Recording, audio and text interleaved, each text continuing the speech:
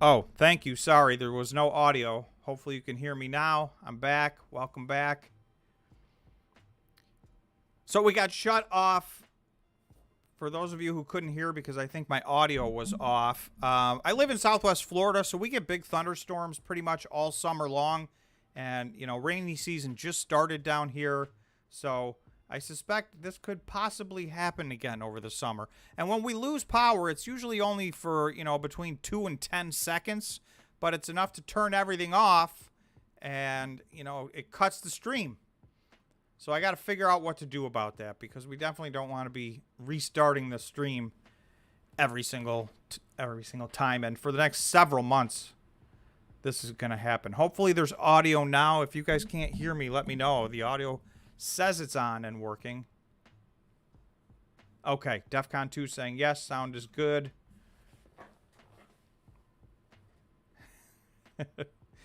All right, so we're mostly back. I got a hold of George and let him know that I had to resend him an invitation, but he is at his son's graduation, so at some point he's probably not going to be able to join us. I was surprised he jumped in. Barry, first world problems. Yeah, I mean, certainly not the end of the world, but just an inconvenience. Backup generator just for the stream. LOL, said Ricky. Hey, I mean, if that's what it takes. Organic, I'm back. Welcome back. Gorilla, can use a generator. I know, you know, I don't have a full house generator on this house. I have a, you know, a portable generator, but I don't know if there's a way to interface that to... I'll have to, I don't know. I got a week to brainstorm that one, but it is a thing. I mean, these afternoon thunderstorms, we lose power for a couple seconds all the time. Robbie Rose, welcome, saying, looks like AI is taking interest away from crypto. I mean, there's no doubt AI right now is this week's absolute thing. And if you listen to a lot of people, it's not just this week, it's forever. I definitely do want to talk about that because I will say, and I got two articles, one arguing each side of this story. And I must say, the last 3 years in particular, it's been one thing after the next that, oh, stop the presses, stop everything. This is the definitive moment in history. This technology changes the game and, you know, forget everything else. So, you know, that used to happen once a decade. Now it's happening 2 or 3 times a year. And, you know, some big plays will come out of that, but not every single one of these can be a game changer. I mean, the game doesn't change that much.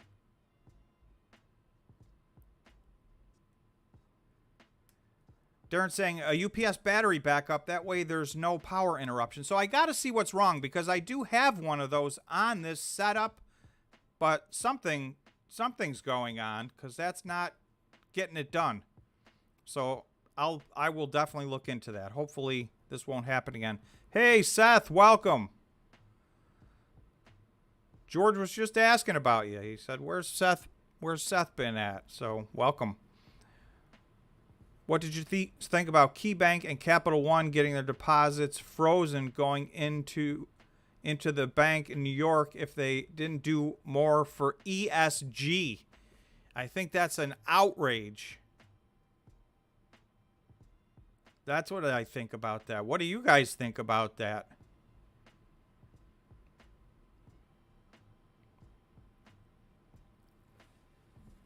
Let me know. We can do a poll about that because that, to me, that's the kind of stuff I do not like to see. Right? Let the ESG conversation has taken a wrong turn for whatever reason, and I just don't think good things are happening out of that right now. I'm hopeful that it's going to find a more reasonable place. Darren saying maybe I'm plugged into the wrong side. Seth is saying totally clown world. I mean, it's crazy. I can't keep up with You know, I will tell you guys, we'll let some more people join us, and I'm glad that we have a diverse group from different areas of the world. The people that I deal with more and more tend to be complaining that the world's gone mad. And, you know, I'm in my mid-50s, so, you know, I'm not young, I'm not old, but I've been around the block a few times, and I've never had a time like this where I so consistently have people coming up to me saying something's seriously wrong. Are you guys getting that, or is that just a local phenomenon for me? Is that what people are getting around the world, or am I just hanging out with the wrong crowd?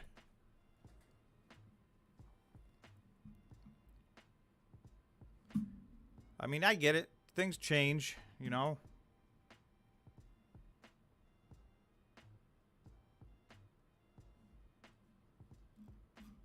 So what was I saying about the debt ceiling before it cut off? Probably cut me off in the middle of a sentence, so I'm not exactly sure where I was at. But my thoughts on the debt ceiling are, you know, I think the video that I did, if you take a look, I think we're all lulled into assuming this is not going to be a problem. And we're probably right. But that doesn't mean we're absolutely right. And if it goes wrong, it's a potential disaster on proportions that are, you know, once in a generation. Nashvi said, I think you get a larger dose of that since you live in Florida. That is entirely possible. DEFCON 2 said, I agree, Tom, the world has gone nuts. So we got some both ways. If it has gone nuts, you're probably right. Florida's even more so. Oh, you said something about it being extended to June 5th. Yeah, so somebody mentioned that in the comments that Janet Yellen said the date is June 5th. And that's part of why I was hoping people would watch that video. I know I don't know if you guys watch my non Bitcoin miner videos, but there's a lot of important stuff to talk about, and they affect the Bitcoin miners. I mean, we got to know what's going on in the market overall, because, you know, if gigantic things are happening, they're going to affect whatever your industry, whatever your sector, whatever you're doing, whether you're in equities or cryptocurrency or commodities. These macro level things affect everything. So, and I think that the media has done an awful job of explaining exactly what's going on here. So I tried to do a video that really broke down where we're at and why there is no exact date. So it's not like, oh, we default on, you know, they refer to it as date X. And essentially that date is, so we reached the debt ceiling. For those of you who don't know, and I'm sorry if this is review for a lot of you, we reached the debt ceiling 5 months ago. So we've been unable to issue debt for basically all year in 2023. But the Treasury had money, right? And the Treasury continues to collect money. So now it becomes a cash flow thing. At some points during the year, without the ability to issue debt, your expenses exceed your revenue and you run out of money. And so they can't pinpoint with perfect accuracy, oh, that's going to happen at, 11:15 on June 2nd, right? Because, they don't know. They can do their best guesstimate at how much revenue is going to come in and when, but, so there will be a moment, and it is sooner than later, that day X is going to happen if they don't do something in a short period of time. We just don't know. Is that 3 days? Is it 7 days? Is it 10 days? But, I'd prefer she didn't just talk about, well, yeah, maybe I can get 5 more days out of it, because that's just more days of turmoil. It's, if nothing else, the one thing this is it's hanging over everybody's head. It's uncertainty. Now, the NASDAQ doesn't seem to care at all, because the NASDAQ's on fire. So for those of you following the NASDAQ, if you've got investments in the NASDAQ, I mean, that's just been going nuts. Oh, my like button, I thought that the reset might have got it. If you guys could smash the like button, especially since we disappeared in the middle, if you guys could please like the video, it will help get us back out to more people and let everybody know we're back. Hopefully we will not have this technical difficulty in the future. Chuck said, it's all good. I go to amusement parks by myself, and I'm in my 40s.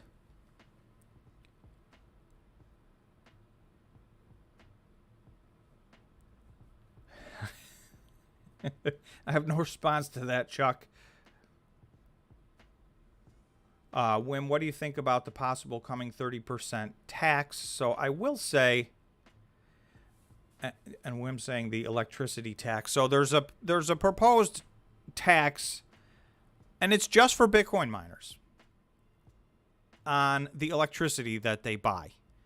So that is a proposal. I think and it phases in over 3 years if it were to be passed. I really don't think that is going to be passed. I think that is a unlikely scenario, but it's another one of those things. You can't say it's not going to happen. It's out there. It's a proposal. If nothing else, it's uncertainty that's looming over Bitcoin and the Bitcoin miners. And, you know, Kathy Wood talked a lot lately about the fact that the U.S. is kind of losing the crypto battle here because, you know, we're dragging our feet on regulations. We're causing mass confusion. Nobody knows what the rules are, and that's just not helping, which I think is true. Ross said, you know, I agree tumbled so far these last few days. So I can't address specifically about the last 2 days, but I will tell you, Ross, for me, and again, this is just my personal opinion, Gree and Argo Blockchain are my lowest conviction Bitcoin miners. So I have the least amount of belief that they're going to be great investments going forward. And that doesn't mean I think they're going out of business. You know what I mean? This is all about, these companies could stay in business for another 20 years, but if their stock doesn't go anywhere, then as an investor, you know, what good is that to me?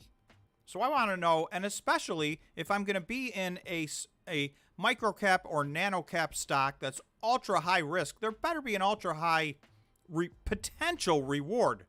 Doesn't mean it's going to happen, but the potential should at least exist. Otherwise, why invest? So to me, that risk reward equation doesn't work for me on Gree and Argo Blockchain in specific, and probably Gree more than anybody.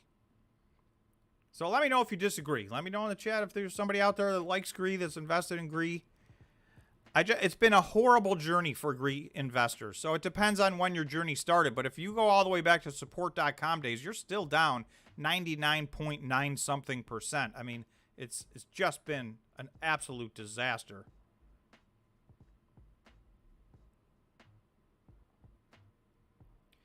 Griller said IMF is calling for another rate increase and to keep it there until late 2024.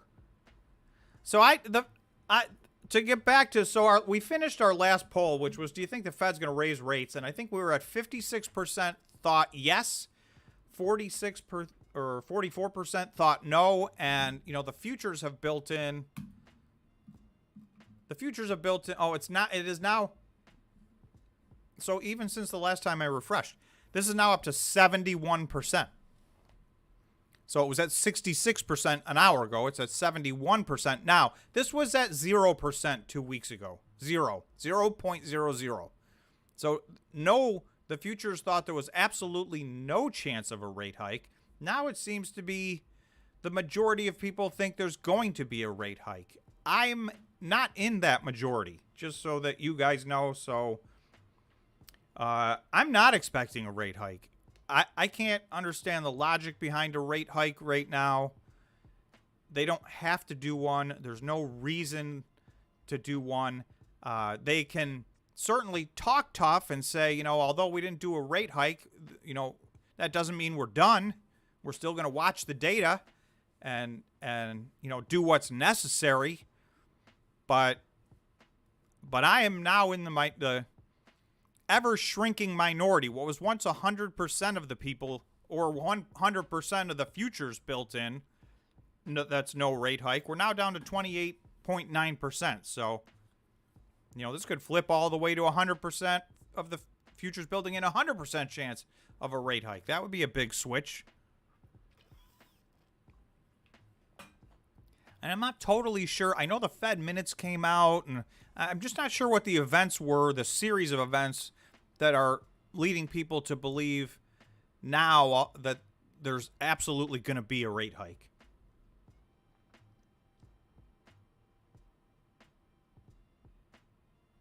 Seth is saying that's picking winners and losers, unacceptable. So I agree 100% on that.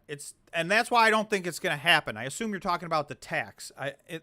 To me, that would be just mind-bogglingly unfair, and I can't understand the line of reasoning other than, political motivations.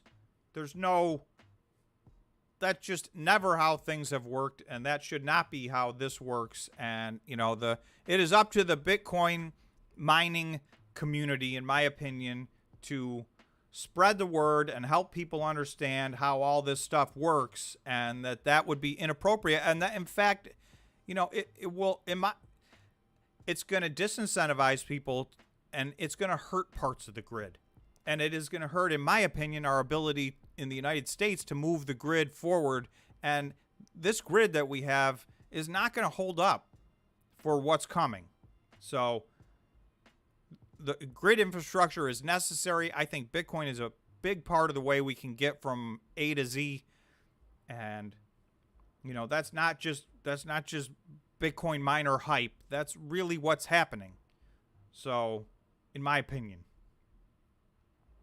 Seth is a Gree investor. It's been painful. So Seth is in. I can't do it. I even got rid of some that I have kind of a high level of conviction in, just to kind of consolidate to my absolute highest level conviction plays. Seth is saying they have to follow the bond market. The rate hikes are a joke.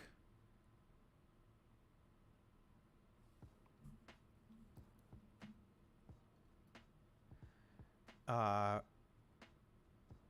man, I used to pronounce this name correctly, but now I'll probably get it wrong. Bernoulli Fish. Are they going to tax machine shops and banks for their electricity? Yeah, I mean, it's totally hypocritical. There's so many things that use so much more energy, and find me an industry that's more green than the publicly traded North American Bitcoin miners. I'm not saying they're 100% green. They're not.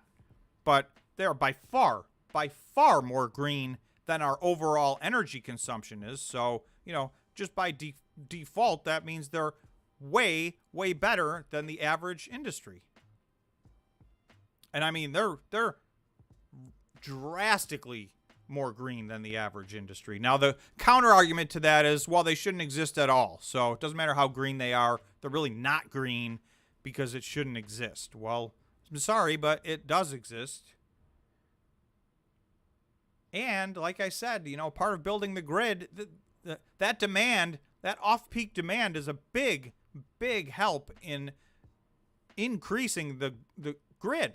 So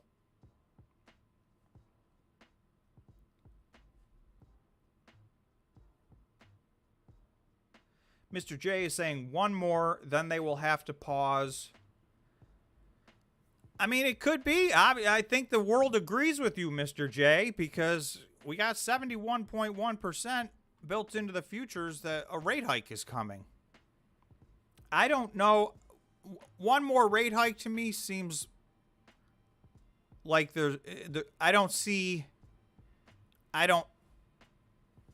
understand the logic behind that. I don't see where it gets us. And again, just like an investment, there's a risk-reward equation going on here. We have a banking system. We have mid-size and small-size banks that are staring a potential catastrophe, right? We've had 3 of the 4 largest bank failures in the history of the U.S. in the last few months. So, okay, we went a couple of weeks without one now. So now we're going to start raising rates again. So, you know, that's something they need to be concerned about. We're not out of the woods on that. And some of that stuff has a lot to do with just public perception.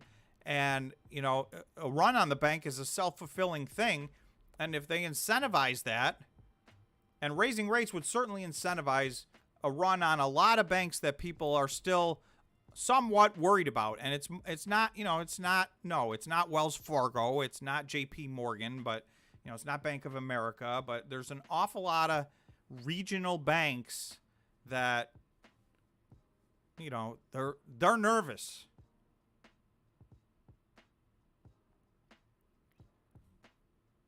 Bernoulli is saying, so many don't want to admit that we, the miners, are actually helping the grid in Texas. We fared so much better in the recent winter storms than the year prior. So, yeah, I agree. And that's the it's not the easiest story to tell. It's not a 1 second story, but the Bitcoin miners, the Bitcoin mining community, and the Bitcoin community itself really has to help explain to everybody that this is helping the grid. It's not, I don't even, some might say, well, it's a little counterintuitive, it's hard to understand. I don't even think it's that hard to understand. It just needs to be explained to people.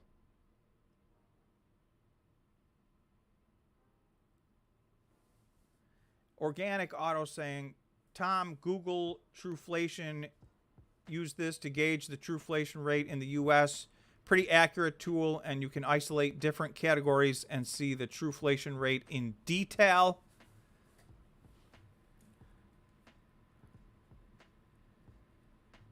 So has this been a good indicator of what's coming up in the next CPI report? I guess would be my question. My sense is, you know, we just barely, we went from 5 to 4.9, and so we kept the streak alive for, you know, CPI data going down, I think 10 months in a row or whatever it is. But I think that's going to continue to go down even more. So, you know, if we get a good data point there 2 days before the Fed has to make a decision, I just don't see what they're, now if that's an awful number, and if they're getting leading indicators that tell them that they know it's going to be an awful number, but I don't think that's what's going on. I think it's going to be a good number. So maybe I'm wrong.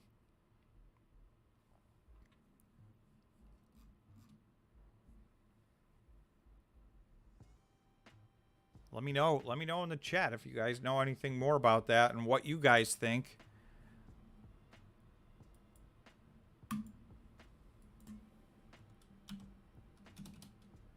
Doing a poll.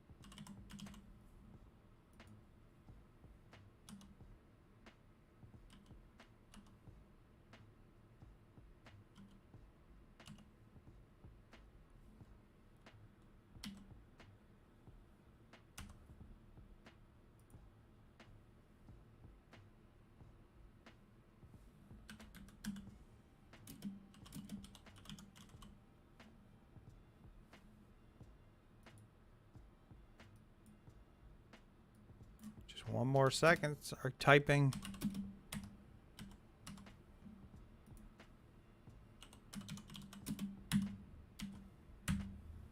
So let's see what you guys think. So to just clarify, the next CPI data, which is June 12th, I think if we look at the charts, the last one came in at 4.9. The one before that was 5.0. We've been lower every single time for at least 10 months in a row, I believe. So 5 would mean we came in a little bit higher. So 5 or more means we moved in the wrong direction. And that would tend to lean in favor of this 71% that, you know, that could be enough for them to say, hey, You know, we're even if it's just a little, we're inching in the wrong direction. 4.6 to 4.9, I think, would be, and I don't know what expectation is yet. I'm not sure if that has come out. We can check that out. 4.5 to 4.0 and under 4.0 would be home run numbers. I don't care what the expectation is. If we drop that much again, I just can't imagine getting a 4.4 and then 2 days later the Fed going, well, we need to raise rates. You know, we've reviewed, because what they specifically said is we're going to review the data points and we're going to follow the data and see what happens, and we're going to make our decision, you know, meeting by meeting. So, and on top of that, they indicated, like, you know, it's certainly time to potentially start thinking about a pause. So, you know, they gave the heads up on it, and they said they're going to follow the data. So we'll see.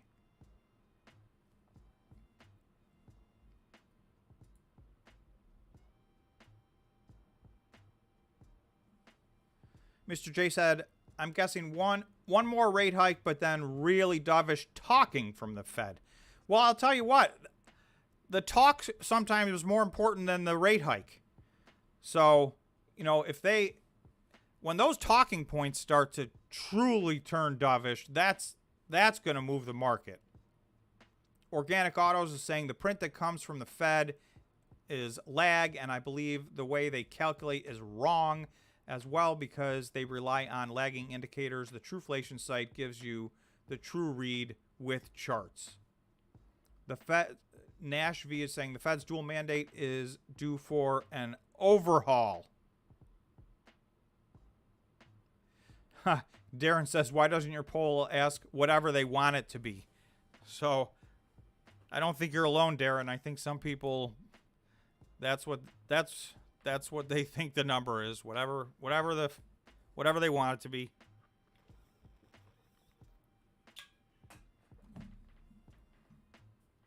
So the question is, what do they want it to be? Organic Auto said, thanks, Miner Doc. In the last month, we went from 4.01% to 2.86%, according to Trueflation. So, I mean, those are spectacular numbers. 2.86, you know, starting with a 2 handle is unbelievable, and 2 is their long-term target. So, and they don't need to get they don't need to get to 2 to stop raising rates. I don't think they even need to get into the 3s to start lowering rates, in my opinion. So I'm not saying, I wouldn't even suggest that they're doing a rate, you know, they're not going to lower rates in June for sure. That's not even on the table, you know, unless something totally unforeseen happens between now and then. That's not even being talked about. And I wouldn't think that they would do that in July either, but there's a lot of talk that potentially in September, and there's they're pricing in the potential in November and December for them for lowering rates. And I believe that will happen. So I have not changed my mind on that. That's been my thought process all the while. I have not changed my mind on that. I think we will get a pause sooner than later. I'm expecting the pause to be at this meeting. So I'm still, unless that CPI data comes out weird, I know the market disagrees with me, but I'm expecting no rate hike.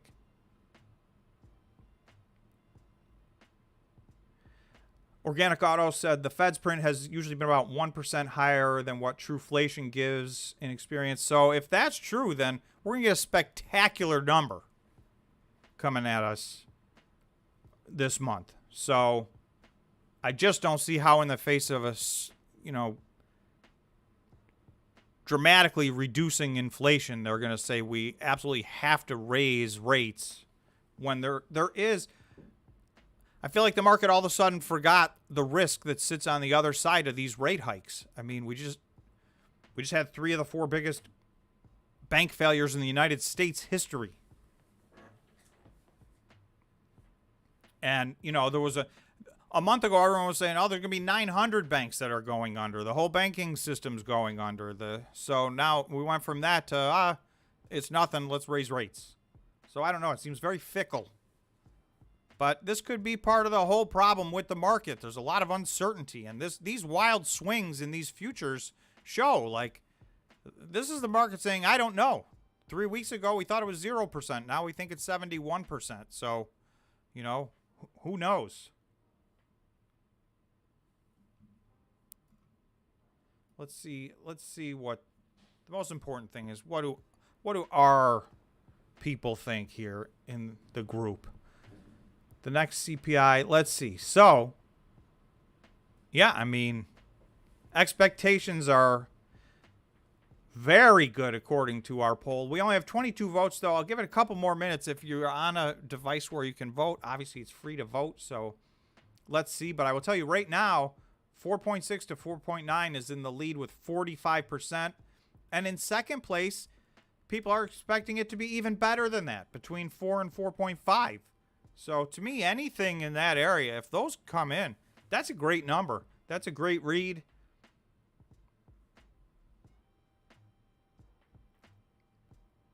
Nashville saying interesting data on Truflation. So I guess I got to scope out Truflation. And that's a Google tool, I think is what you were saying. Oh, I already made that note. Never mind.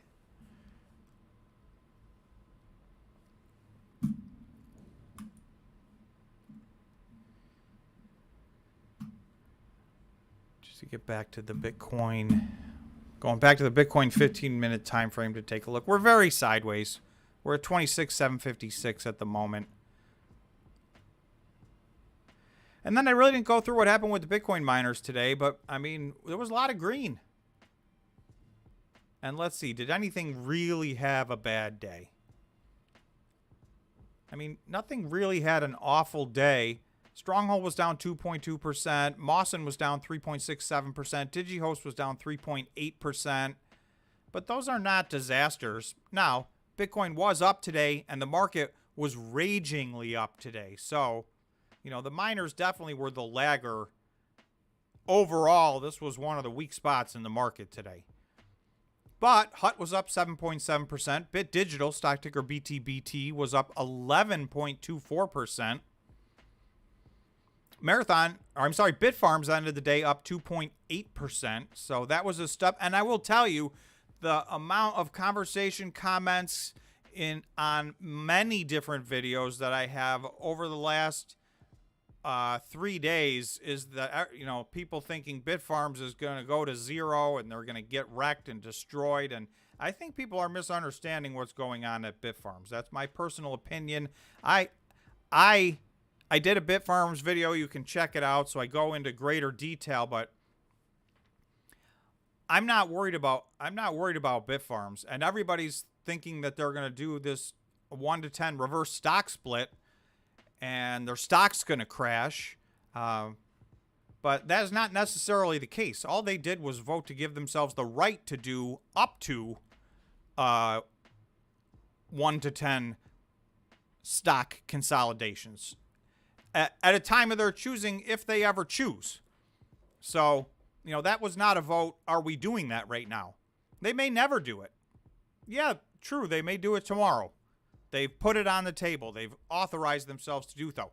To me, I got comfort in that because if somehow, you know, there is an extended crypto winter and they are forced into doing a reverse stock split, then at least they've given themselves the authorization to do so and they can do it. But I just don't see that in the cards for them. I mean, they were green today, and I think they're just going up from here. There's no benefit, in my opinion, to certainly a 10-to-1 consolidation would make no sense at all. So Bitfarms, if you're listening as a investor, that's my personal opinion. I don't know why you would do a 10-to-1 stock consolidation. I mean, that would get you that would get you to $11. There's no reason for that. It doesn't even make sense. So So we'll see what happens, but I'm not expecting news on that anytime soon. And I guess if it comes, we'll see what it is. But their fundamentals are fantastic, and in my opinion, and their market cap is very low. I'm gonna.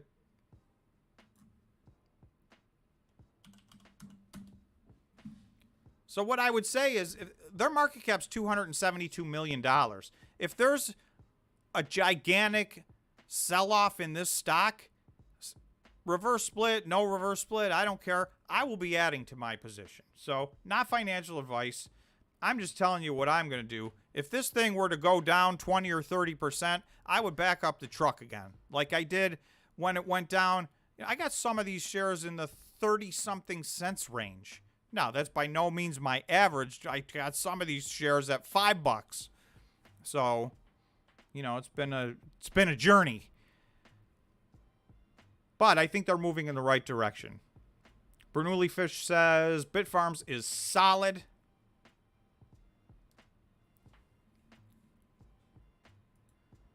Let's see. Colton. Hello, Colton. Colton said, I sold all my Palantir before it popped. Seems like every move I make is wrong.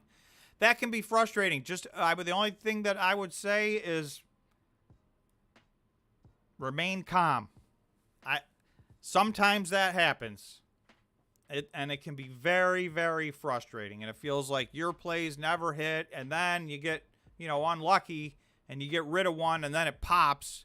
Sometimes when it rains, it pours. But hopefully you can just, keep calm about it. And, just make the next trade the next trade. The last trades that you've done are done and gone. So they should have no bearing on your next trade. Just make good decisions, the best decisions you can. And it's a bummer to miss it. That was a nice pop in Palantir. Shaman says the best miner is Hut.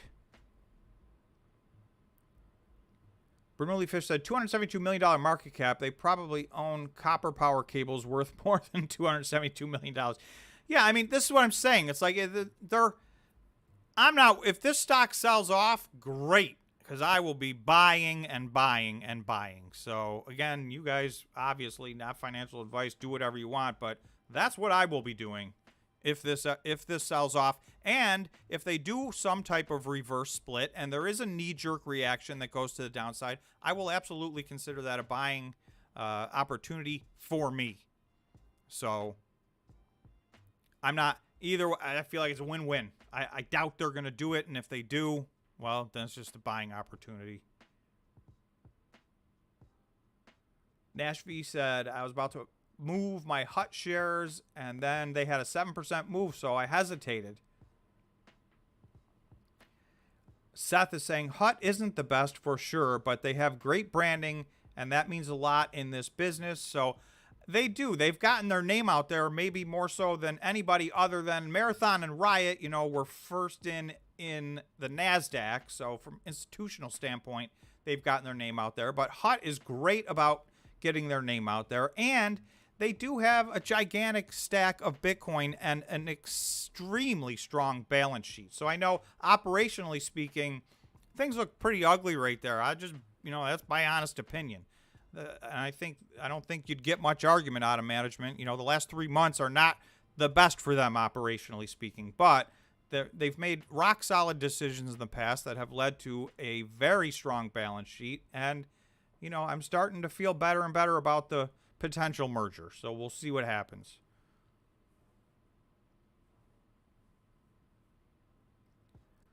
Tom is saying yesterday on Mawson, stock ticker MIGI, they dumped 5,000 on the close and knocked it down 20 cents or 7.5%. That is rough, and that happens with these Bitcoin miners. We've seen several instances where, at 358 or 359, all of a sudden there's a dump, and a stock that was green all day ends up down 4% out of left field.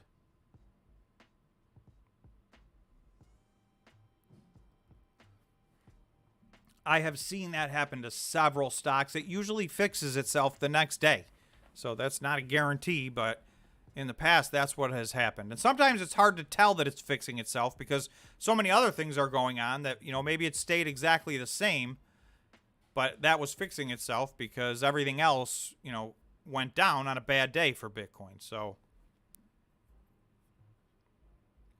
Gary's saying Hut has the worst cost of coin of all the miners, as bad as Marathon. So, I mean, those two, according to my calculations, have the two highest. I'll go to that chart. I think I have that up.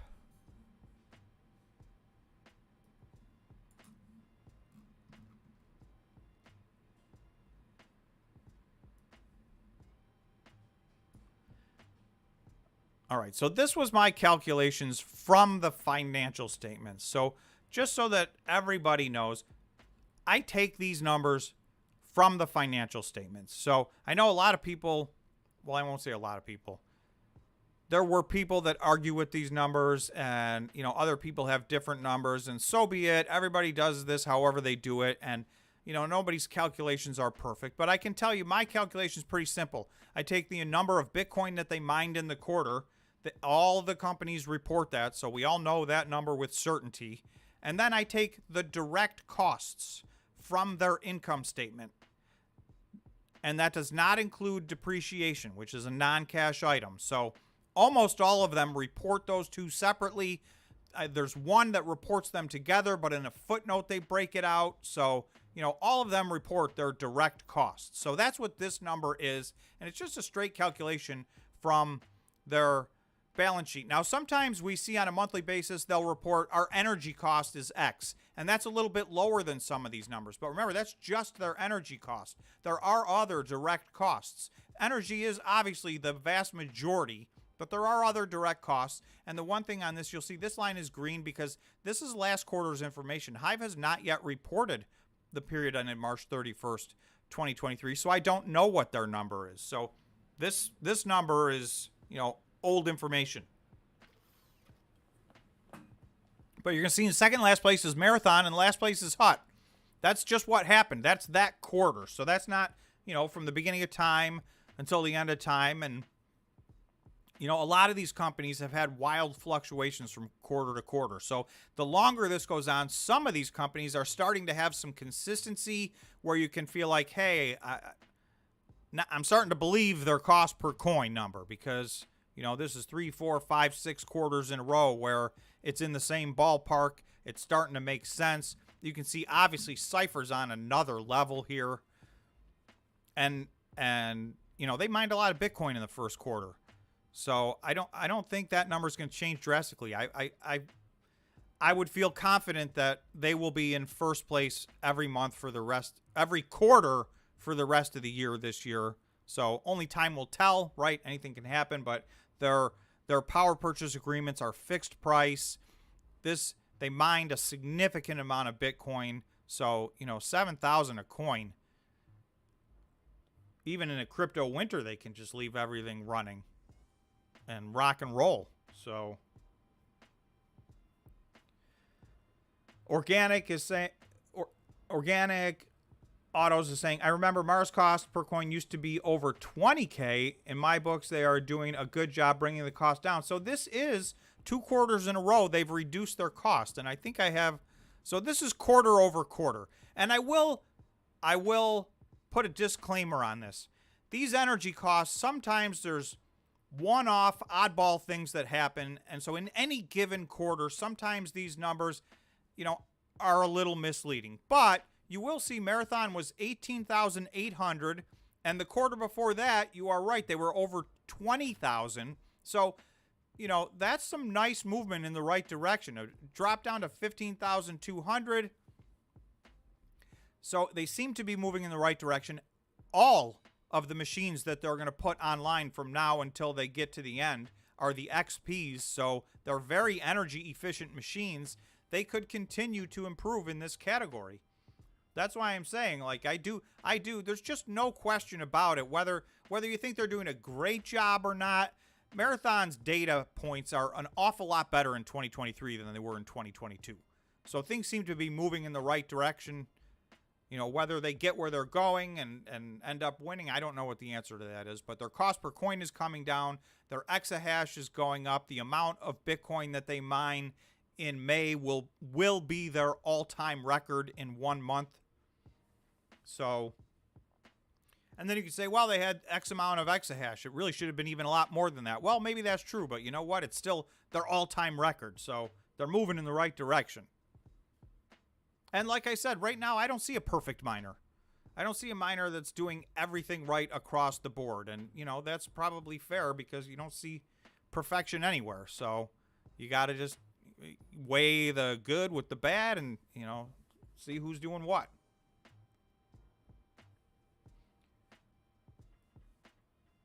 Gary Pallett said, yes, with heavy curtailment and not buying at peak times. So, yeah, it does appear that they still have to curtail at peak energy cost times with Bitcoin in the $26,000, $27,000, $28,000 range. So, you know, that may be a part of their equation. They may never get to the same level of efficiency as far as quantity of Bitcoin mined per exahash.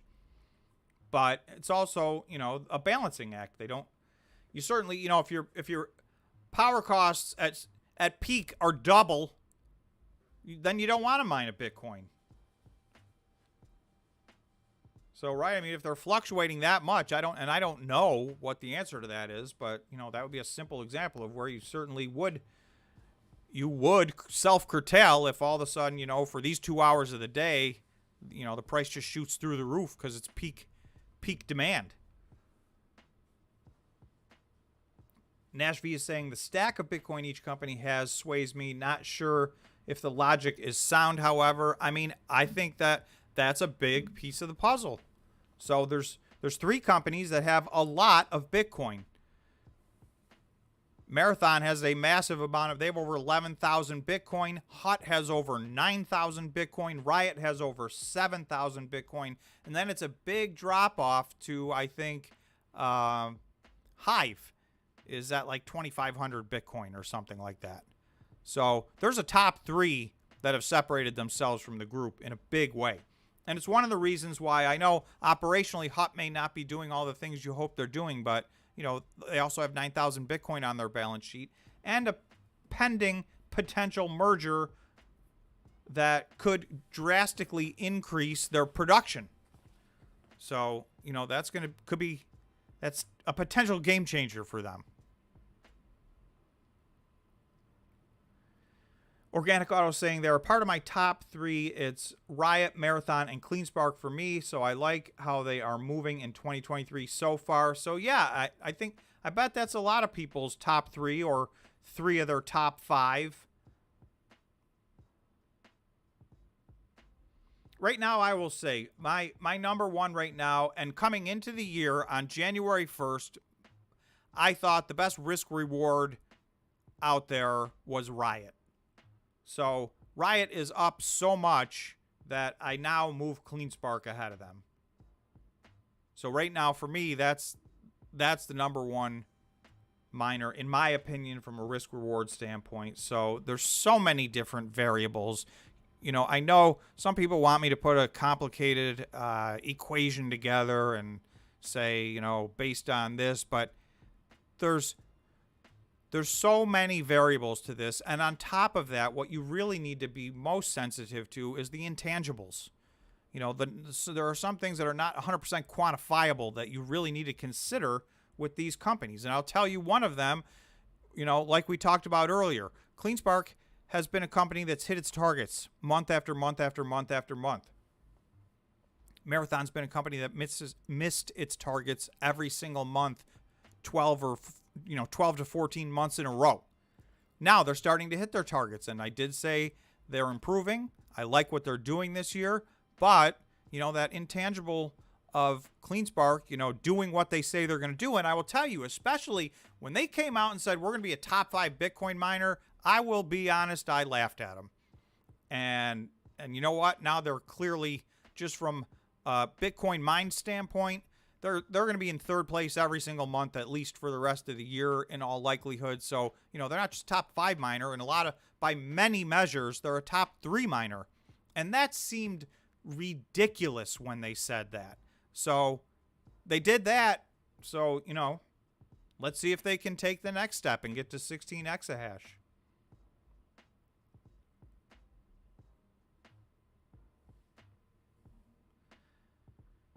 And Bernoulli saying the curtailment is frequently a condition of the PPA. So, you know, maybe they have requirements. That's right.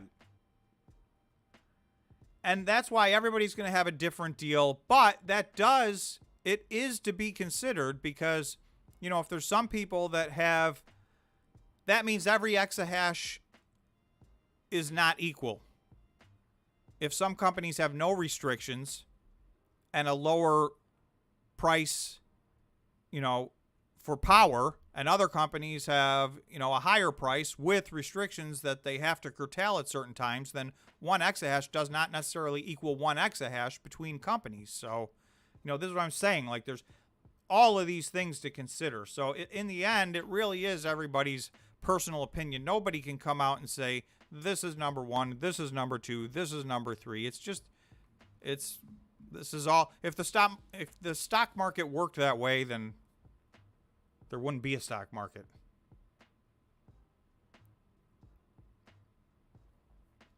And Ray's asked me, Tom, if you rank risk reward, how would you rate Mara right now? It's $9 right now, but Riot is $11. And yeah, I think I like the risk reward on Marathon right now. I have good things to say about Marathon so far in 2023. The thing that I will mention again is, I mean, here, this chart right here, their cost per coin is $15,000. That's a little too high. It has been moving in the right direction, so that's the good news. It's still too high. That's the bad news. Their efficiency, the amount of coins they mine per exahash is always at the lower end out of all the Bitcoin miners. Let me get to that. Give me a second, and I'm just going to bring up a few of these.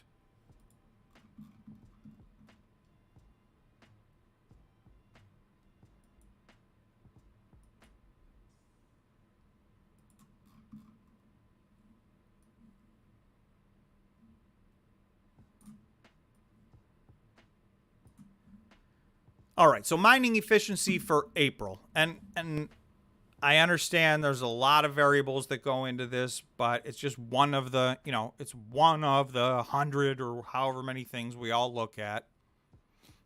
And if you look at Marathon, so this is just a straight up calculation, and some of them provide this information in their monthly operational reports. Otherwise, I just take the average amount of exahash that they have and divide it by the number of Bitcoin that they mined. So Marathon's the second lowest on the whole list with 55 Bitcoin mined per active running exahash. And that's a big difference between these leaders at 80, you know, Hive at 81, Bitfarms at 81, Iris Energy at 80, CleanSpark at 78.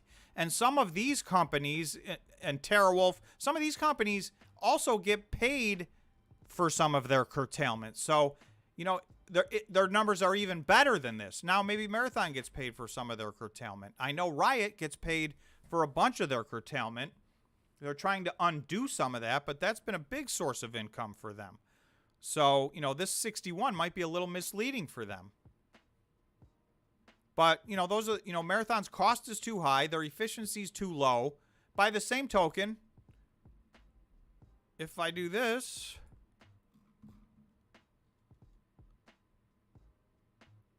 right? Well, I want to get Core Scientific off of there because it's not comparing apples to apples. So this was last month.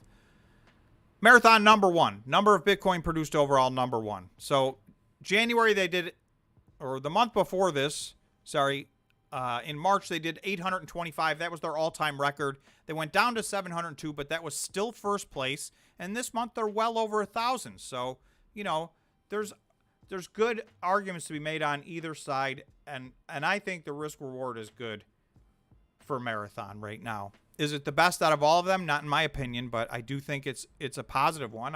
I still feel like Marathon should be one of the winners.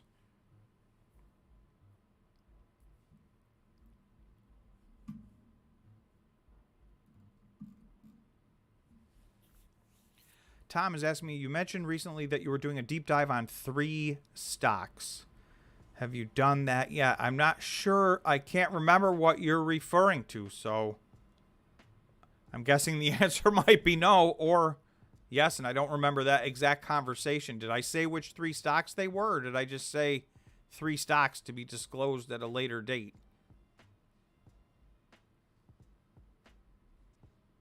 MinerDoc is saying, what price of Bitcoin does Riot's curtailment cost them money versus mining Bitcoin? So I don't know how much of their curtailment is costing them money. And, you know, I know that Texas is trying to do some things to change that equation. But, you know, in the past, it's been a huge win for them. They've made a lot more money selling the energy through curtailment than they would have mining the Bitcoin. But that doesn't mean that's going to be true in the future. I know Texas has some plans to maybe take some of those benefits away from their Bitcoin miners, and I'm not sure where all that sits and what the status of that is right now.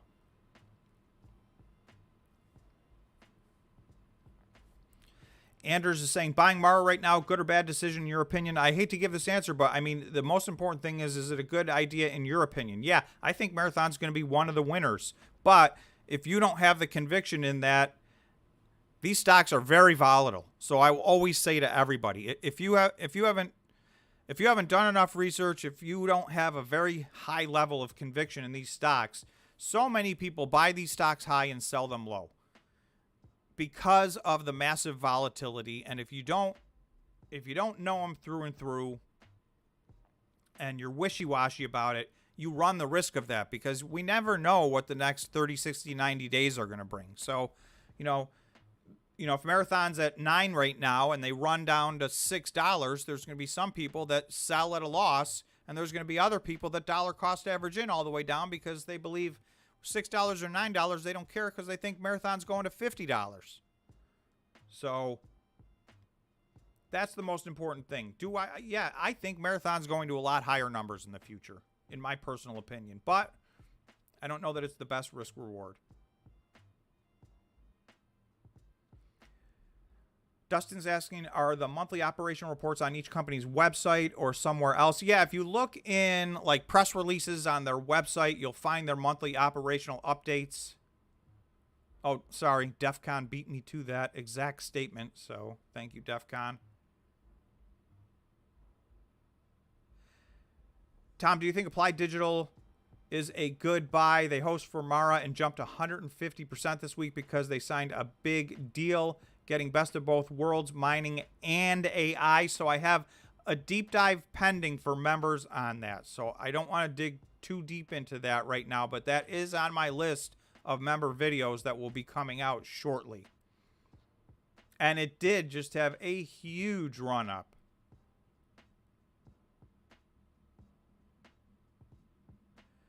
Oh, my top, Tom, I think I remember the conversation you're talking about. I'm going to be redoing my top. I did a top 8 list and I'm turning it into a top 10 list. And I am almost through with that whole process.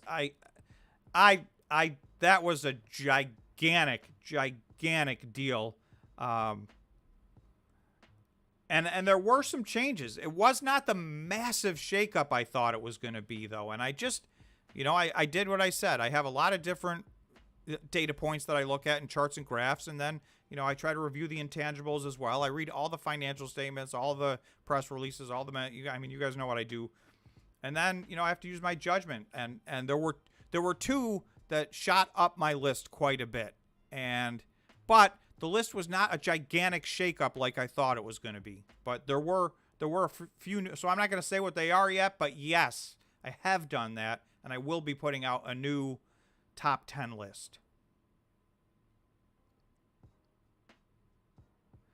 Anders is saying, I got ice in my veins, been minus 90% at what time? So I just asked because I like other people's opinions.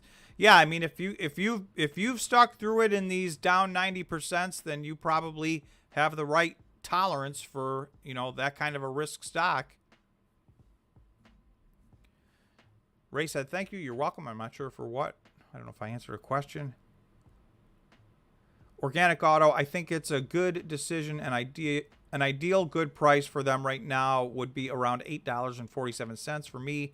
However, you're not guaranteed it will go there. Also, your time frame matters. So, yeah, definitely. I mean, time frame matters. For me, I'm mostly long-term holding these stocks. I do swing trade options on some of these stocks, but my positions are pretty much buy and holds. Dustin is saying, the way I'm playing these stocks, I'm holding CleanSpark, Riot, and Marathon and plan to sell at whatever the price is approximately 1 year after the halving. So I think Dustin's thinking however long it takes, it ought to have happened by 1 year after the halving, and that's when to get out. Because I think part of Dustin's, and I don't want to put words in your mouth, but I know a lot of people are thinking, there's going to be a moment in there where we've had the run up and then, potentially maybe a crypto winter after that. So do we want to get out in the middle? So that is going to be, that's going to be a question in 2025. So it's way too early to answer that question. We're still really haven't totally gotten out of the crypto winter yet. Never mind approach our previous all-time high, and let's see what our new all-time high will be if we get one in the next bull market.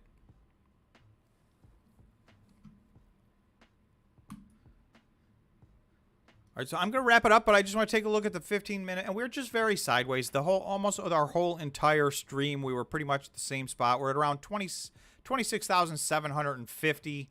Bitcoin is sideways. In the U.S., we have a 3-day weekend, so no trading, but obviously Bitcoin trades 24/7, so I'll definitely be putting some videos out over the weekend as well. So I hope everybody enjoys the weekend. For those of you in the U.S. that have a long weekend, I hope you enjoy your long weekend.